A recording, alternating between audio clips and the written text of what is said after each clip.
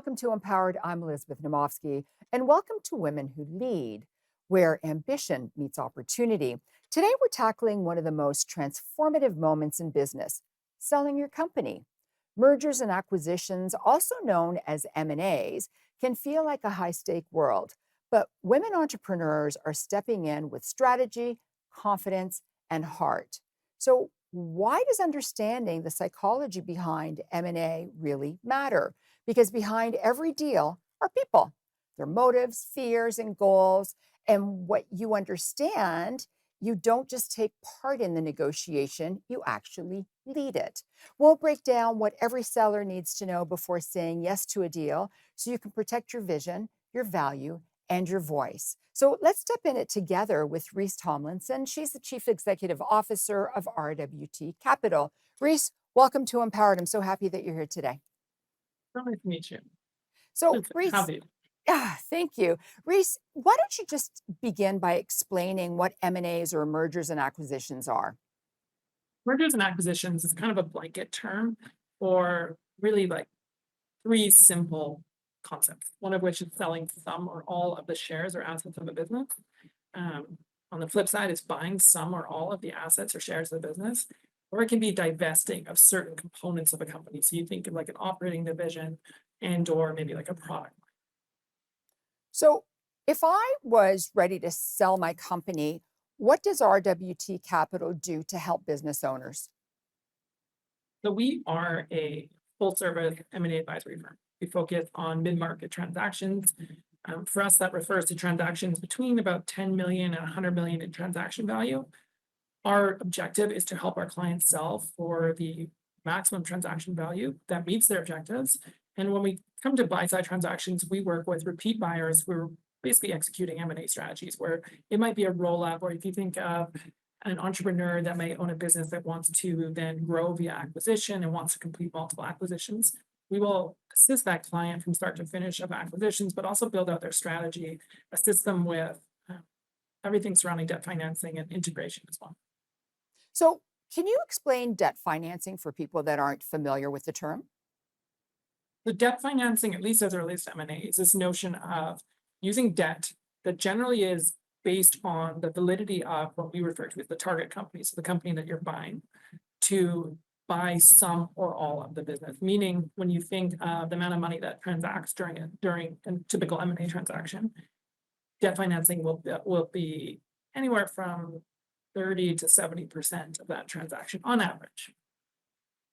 So, you and I have talked about, people who sell their business, people who are defined by their business, people who are Yeah. defined by what they've built. So, why is understanding the psychology behind mergers and acquisitions transactions really important? When you think of any human, we all are generally very deep individuals. We have complex things going on in our brain. It's really not an objective um, decision to sell your business. Selling your company is typically, especially for a founder-led business, it's very personal. Generally, there's a lot of individual worth that's tied up in that company, both from a monetary perspective, but also from a self-worth perspective, and relationships and et cetera. And so when we think of the psychology behind M&A transactions, which is something I'm very passionate about, it's really, really important that we look at it holistically and start to think about, well, what is actually driving these people to make this decision? And what is it that they actually value? Because from my experience, transaction value is one component. Generally, there's much more behind that. When we think about, the average entrepreneur or the average business owner, they typically have more layers to their reasons behind owning that business or the reasons behind selling than something that's, what maybe the general public would assume would just be purely financial. So, what happens to somebody when they actually sell their business and they don't have that place to go to on a daily basis anymore, psychology wise? So for a lot of people, it's this notion of like detachment from something they felt was both, highly personal, something they felt was really their identity. So there's this loss of identity. There's also a loss of control. A lot of entrepreneurs, a lot of founders really love control. In some reasons, the reason people decided to get into business was because they wanted to be their own boss. You hear that all the time. But Right. really underneath that, one of the big deciding factors was that they wanted to be in control of their destiny. When you sell your company for whatever reason, whether it's because it's the right time, whether it's retirement, whether it's just a great offer. There's a huge element of loss of control.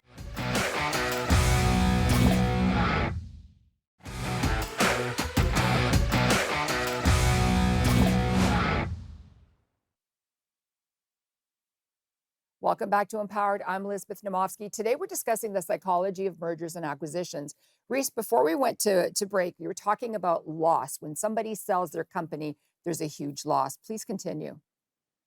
Yeah, so one of the big things that a lot of founders don't think about is this notion of loss of control. It is a huge driver for a lot of entrepreneurs, a lot of business owners. One of the reasons you always hear about this is, why do I own a business? Because I can be in control of my destiny. When you think of that loss of control, it's not necessarily just of their schedules, it's actually more on a psychological level. So from the objective party's perspective, so you think of a buyer, they look at an M&A transaction going, I'm going to pay this person who owns this company or these people that own this business a lot of money. So objectively, they should be very happy about this transaction. Oftentimes what happens is sellers are immediately, like, once they hear this deal is going to happen. So think of an LOI situation. We deal with this all the time with clients, where client will go under LOI with an M&A transaction. And over time, there starts to be this realization that actually I'm selling my company, actually I'm going to be losing some control. And that loss of control can be very, very scary. And it's a reason that actually a lot of M&A deals, in my opinion, fall apart at a very core level. Because from going from being in a total control position to now feeling like you have a boss, and maybe even your financial future is tied to someone else's decision, is something that a lot of sellers cannot really come to grips with. So when we're advising clients, we're advising on transactions, we really look to figure out ways to ensure that our clients can remain having portions of control, having ways in which they can feel as though they're in control. So psychologically, it gives them the added benefit of feeling as though they're not only losing some form of their identity, but they're also having the ability to be in control of whatever that future destiny looks like as it relates to their business. So, how does psychology impact the mergers and acquisitions, basically completing the transaction? Because this is a lot to go through. And to me, it feels like it's a roller coaster. Absolutely. So from a psychological perspective, my opinion is that most mid-market transactions, and definitely lower market transactions. So when I say lower market, I just mean, let's say sub $10 million transactions, fail often because of psychology. The deal structure, the transaction value is really what gets you in the door. It gets the deal moving. Once you're in that position, it becomes a lot about ensuring that you're working with people. And so if you're buying a business, it's all about making sure that you understand that person and are doing things that help create safety, that help create this level of feeling, again, in control, and also build trust, because those are the three components, in my opinion, that are required to close M&A deals. But on the sell side, it's also about this notion of diminishing returns, right? So as humans, we are very, very good at seeing something in the future as not as valuable today. And the more that goes on, combined with potentially reasons that would create lack of trust. So if you think of complex due diligence, there's lots of things that happen back and forth. It's very invasive for a seller. You then create this scenario where that seller starts to pull back. They feel not safe at the transaction, but psychologically, they also start looking at the return as being not as beneficial to them as it otherwise was, even a period of like a month earlier. We've seen this happen with clients where due diligence just ends up taking much longer than expected, or maybe there was some issues with the due diligence or findings, and our client, the seller, ends up really, really taking a step back, both psychologically, but also even the amount of effort they put into the transaction, which often can then end up killing a transaction itself. So again, psychologically, mid-market transactions where it's really dealing with people's hard-earned businesses that they've often spent many, many years, countless hours of blood, sweat, and tears, is this just hugely personal element of which, again, the industry, in my opinion, should be focusing more on. And then it gets a little bit more complex and you start thinking about, the average entrepreneur often has had reasons they became an entrepreneur. So maybe there was some challenges in their early life, or they had really bad encounters maybe in the workplace where they decided, I don't want to work for anyone again because that was horrible. So you think of it as an element of, maybe potential trauma or anything that goes with it. And again, just gets that much more complex from that, managing the psychological element of the transaction.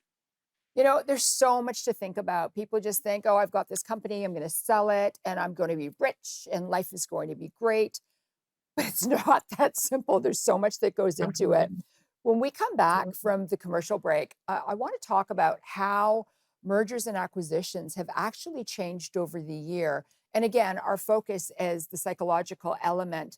But please don't go away. We'll be right back with more Reece Tomlinson and actually going through the psychology of selling your business and doing it properly.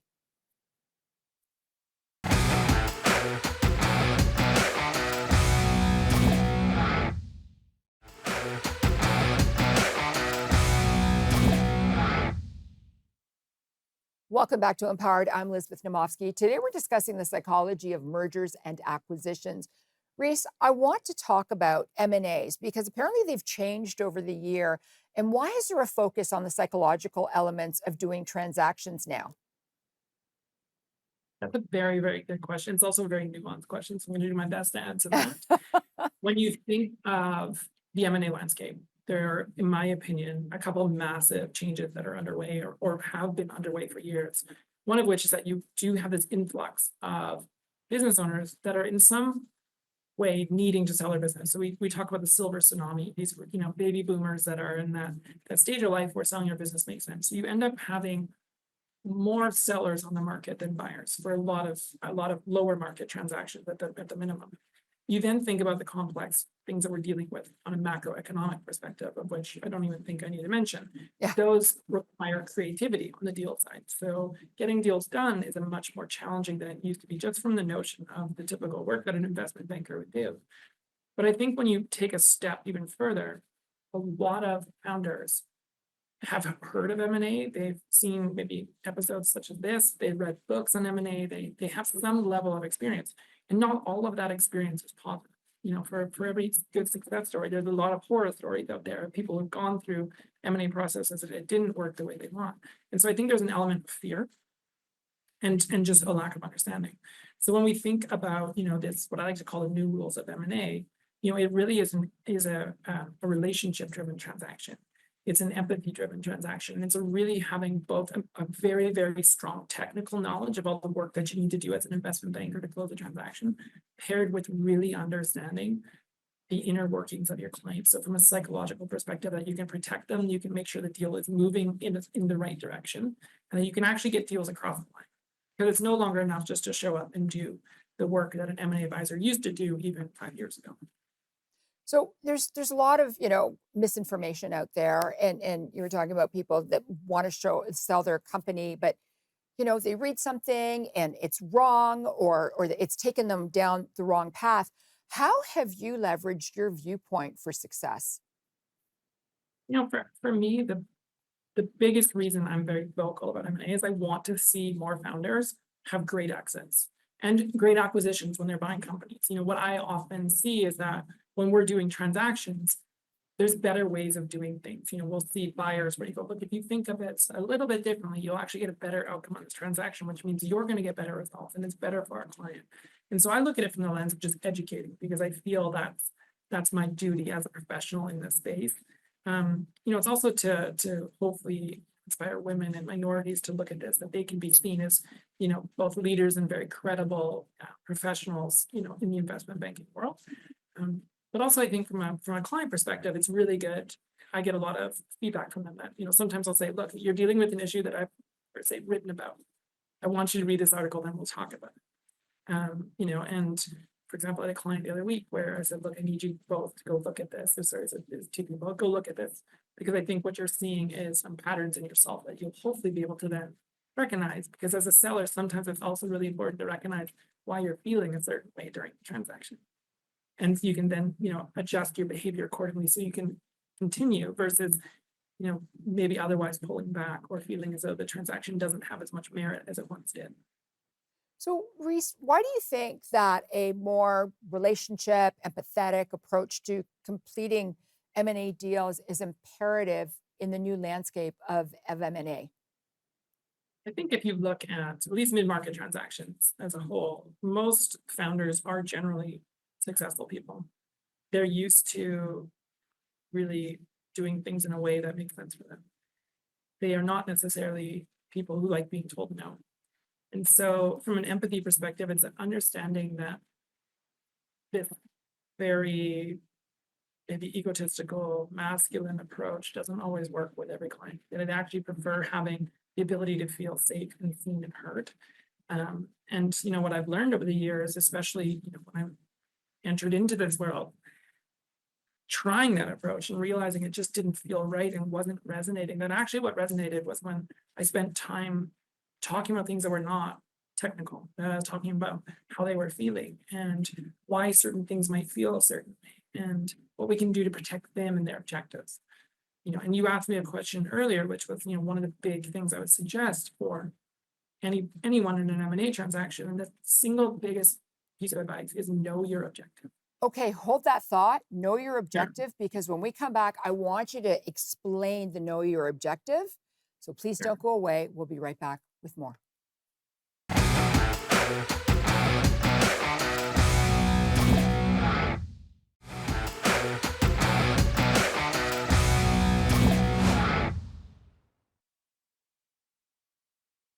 Welcome back to Empowered. I'm Elizabeth Naumovski. Today we're discussing the psychology of mergers and acquisitions, and I'm joined by Reece Tomlinson. She's the Chief Executive Officer of RWT Capital. Reece, I can't believe that we're in the last segment right now. I could talk to you for days about mergers and Having so much acquisitions, fun. and I feel Yeah, like this is a masterclass. I could go all day, so Oh, no have me back. kidding. So before we went to the break, we were talking about, or you were mentioning, know your objective. If you could just please just tell us exactly what that means. So when I say know your objective, what I mean is let's say, think of yourself as a seller of a business. When you start entertaining, so say a sale of your company, or someone decides to knock on your door and you decide to have those conversations, the biggest single piece of advice that I can give any client is you need to intimately know your objective as to the reason you are thinking about selling your company. And the reason that you're thinking about selling your company, whatever that is, needs to be your North Star as you go through that process. Because oftentimes what happens is entrepreneurs in particular will get distracted. Will get distracted by things that are not necessarily actually taking them closer to their objectives. So for example, often have clients say, what, the biggest single thing I want is I want to spend more time with my family. Time is the most important thing. I'm not as concerned with money. I'm more concerned with time. Then as we get into the weeds of the transaction, they focus more on the top line value versus the structure of the transaction and how often they're going to have to stay involved, or is it going to be a period of years? What does that look like? So the reason I say that is, again, if you know your objectives, you can make that decision that makes sense for you as a founder and your family.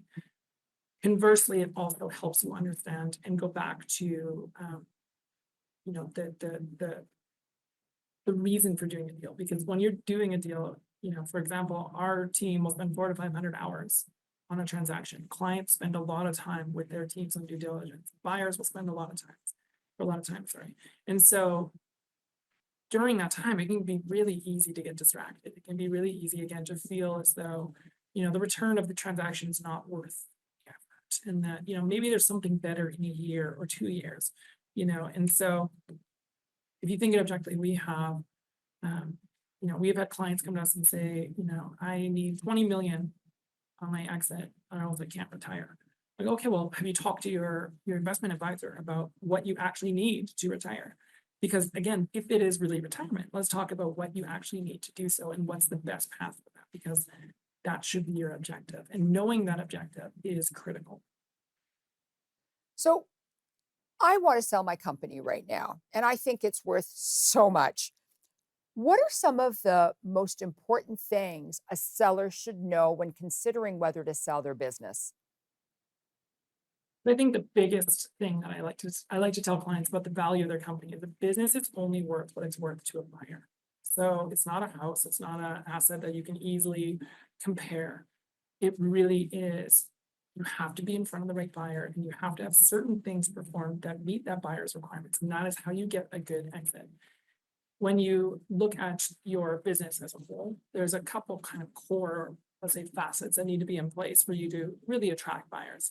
So one of which is that the revenues and the profits of the company cannot be solely tied to you, the founder.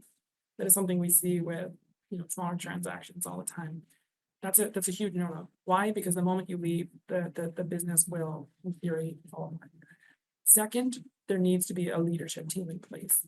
They need to know that it's more than just one person. And that leadership team needs to be professional. And third is you need to have strong financials. And when I say strong financials, I don't mean necessarily just the performance of the financials, but the financials need to be in good condition. They need to be something that a buyer can feel they can trust. So what I always suggest is ensuring that you don't have a controller, have a part-time controller. Ensure you're working with third-party accountants. Make sure that everything is done to the best of your abilities, because that'll translate into much higher propensity for you to have a closed deal. Reece, this has been amazing. I really appreciate the fact that you took the time to explain mergers and acquisitions and selling your business. And you were awesome. Thank you so much for coming on Thank you so Empowered much. today. No, thank you for having me. I really appreciate it. Absolutely. Reese wants you to know from a behavioral perspective, when safety is absent, urgency triggers anxiety. Anxiety slows decision making. As a result, pressure intended to accelerate a transaction often delays it. This increases stress and ultimately causes deals to break down. Also, empathy is frequently mischaracterized in finance. It is seen as weak, feminine, and not important. But you know what? Empathy is important. I'm Elizabeth Naumovski, and I'm here to empower you and make frugality fashionable. Bye for now.